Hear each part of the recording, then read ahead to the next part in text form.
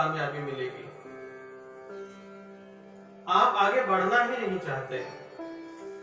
आप डर के मारे, जो आपके अंदर का डर है, जब तक आप उसको समाप्त नहीं कर देते, आप आगे बढ़ ही नहीं सकते। बहुत सारे लोग यहाँ पर आए हुए विराजमान हैं। सबका यही प्रश्न होता है ज्यादातर लोगों का कि महाराज जी नौकरी चेंज करें कि ना करें, आगे का भविष्य कैसा होगा। परंतु जो कार्य आप निडर होकर करेंगे, पूरा ब्रह्मांड आपको शक्ति प्रदान करता है, परंतु हाथ तो आपको स्वयं ही हिलाना पड़ेगा ना। जिस प्रकार से खाना खाने के लिए आपको मुख खोलना पड़ता है, उसी प्रकार से अगर आगे बढ़ना चाहते हैं तो कार्य भी आपको ही करने पड़ेंगे। आज हम लोग एक कथा के माध्यम से जानते हैं कि किस प्रकार से हम लोग अपना जीवन व्यर्थ कर देते हैं। एक राजा के यहाँ पे कोई वंश नहीं था। रानी कम अवस्था में मृत्यु हो जाती है और राजा बहुत प्रेम करते हैं अपनी रानी से। उन्होंने दूसरा विवाह नहीं किया।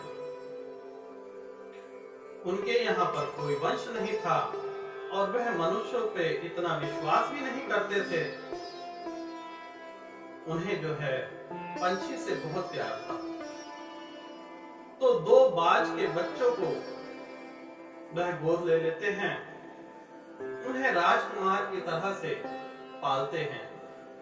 धीरे धीरे करके वह बच्चे बड़े हो जाते हैं।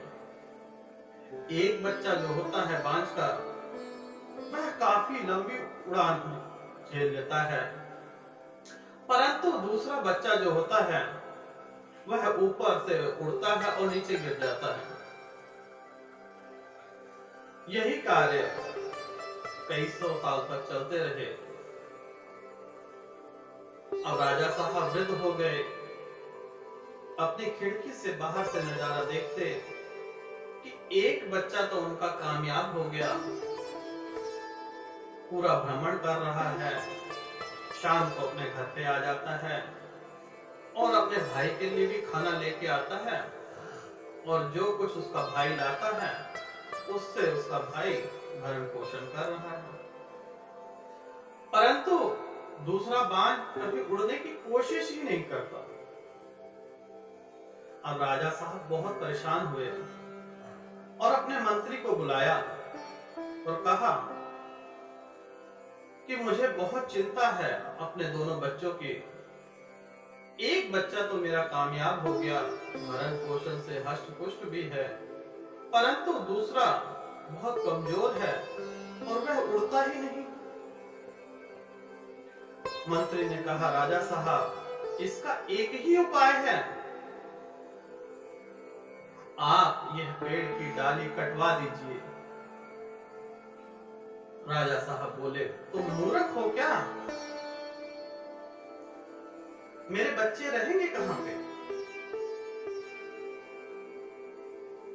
तो राजा साहब ने कहा, चलो कोई बात नहीं, अगर आप कह रहे हैं तो ठीक ही कह रहे होंगे।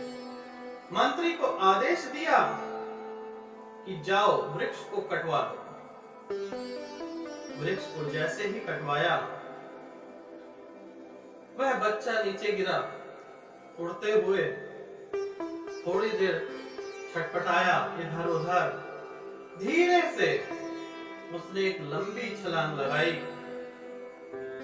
और आसमान में उड़ने लगा। राजा साहब यह नजारा देखकर बहुत खुश हुए, बहुत ही उत्साहित हुए, और उत्साहित की वजह से जो उनको खुशी प्रदान हुई, उस वजह से राजा साहब ने मंत्री को ढेर सारा सोना चांदी उपहार स्वरूप दिया कि आज मेरे दोनों बच्चे कामयाब हो गए। और यही गलती मनुष्य भी करता है कि जहां पर कहीं पुरानी नौकरी में है या कोई पुराना बिजनेस है, चाहे उसे घाटा ही हो रहा है, वह छोड़ना नहीं चाहता। चाहे उसे पुराने ज्ञान में रुचि है कि नहीं है, उसके मन में एक डर है कि अगला बिजनेस मैं करूं, अगली नौकरी मैं करूं, मैं इस रिश्ते में रहूं ना रहूं, अगला मेरा रिश्ता खराब हो जाए। यह जो डर है आपका, इसको समाप्त कर दीजिए। इसी पंछी के भांति इस पंछी से हमें क्या कहानी से सीख मिली कि जब तक आप कोशिश नहीं करेंगे तब तक आप कामयाब हो ही नहीं सकते।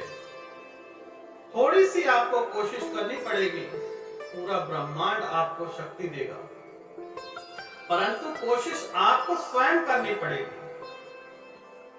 ब्रह्मांड तो आपको शक्तियां प्रदान करता है, चाहे आप अच्छे कार्य कीजिए चाहे बुरे कार्य, ब्रह्मांड आपको शक्ति प्रदान करेगा ही करेगा। सृष्टि का यह नियम है, जितना आप करेंगे उससे 10 गुना शक्ति ब्रह्मांड आपको देता है। तो आप निडर होके अपना आज से ही बिजनेस कीजिए, अध्यात्म में जाइए, पढ़ाई लिखाई कीजिए, निडर होके जिए,